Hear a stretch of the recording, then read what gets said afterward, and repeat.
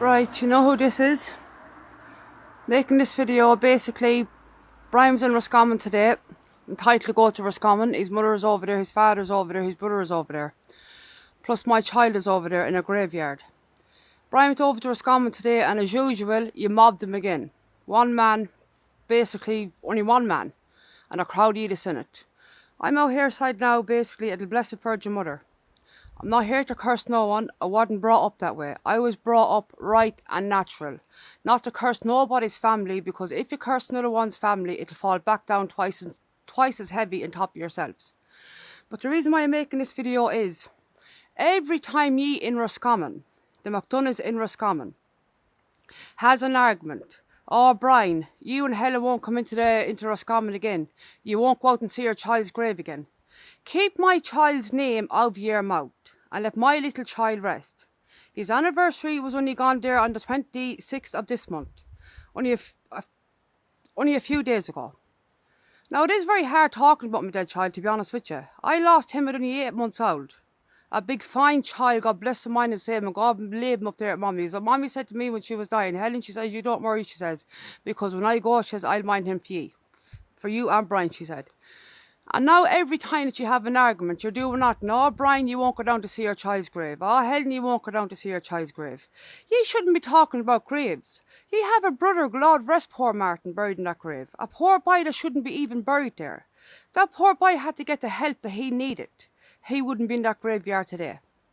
And he was the nicest out of the whole lot of you. Mommy even says that about him. A lot of my own people said that about him.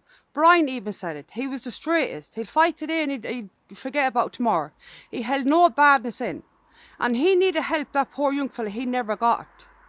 So you didn't even have the cheek of talking about keeping away from graveyards.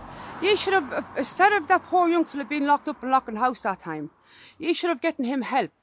Putting him out on mental, a bit of psychiatric help. There's no shame in it. My husband needed help. He went out and he got help. I made sure he got help. I loved my husband. So I did. And I made sure that he got help, that he'd come home to his family and his children. Come home to me. But no, you on the other hand, you wouldn't do that because you're evil. And evil follows evil. You just think of yourselves, you don't think of others. That morning, God may give your brother Martin a bed in heaven. I wouldn't talk about no dead because I have a little dead child buried in that graveyard myself. Poor David came out to that site that morning. I was at the kitchen and Brian was in bed. And the way he drove in, said, "Me own mind side of something going on." Poor David got out of the van. God may give you, David, a bed in heaven because you are a very, very nice man as well. I got you to stand for my Alana. And used to call her Alanza. And Alana was very, very fond of you. And God may give you a bed in head, David. But you come out to that site that morning, David, God rest you, and you go out of the van and you start roaring and crying. Poor Martin is dead. Poor John's Martin is dead. He's after hanging himself. I just froze at the door of the trailer and within the towel, Brian. No one could believe it. Of course, poor Mommy didn't said that evening. That poor boy had to get the help that he got.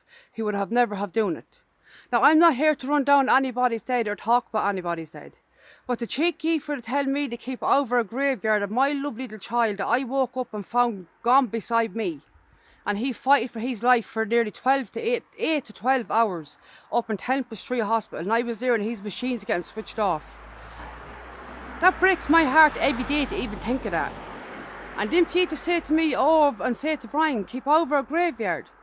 Don't go into the graveyard. Oh, you're go over to the graveyard and watch what's going to happen. We'll follow you into the graveyard and we'll do this in the graveyard and do that in the graveyard." Into an infant. Into an infant's grave that we have to go in and look at our child. My little child should be 12 years of age now.